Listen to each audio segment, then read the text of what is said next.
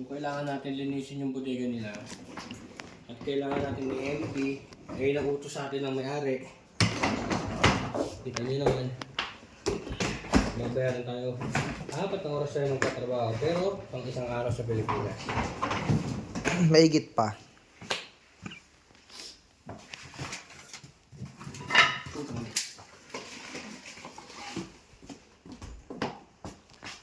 Dapat dito wala kang pinipili.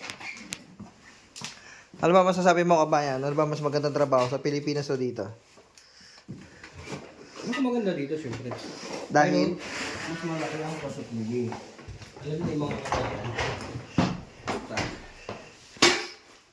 Marami ng corrupt sa atin. Isa ka na doon. Oo. Kita yun, katrabaho ko ng matiwasay dito sa iyo.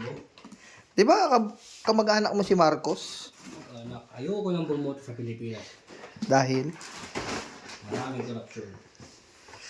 Gusto ko maging anak ng kung ano yung contractor. Ano yun? Ano to? Vacuum. Yung kapangat naman.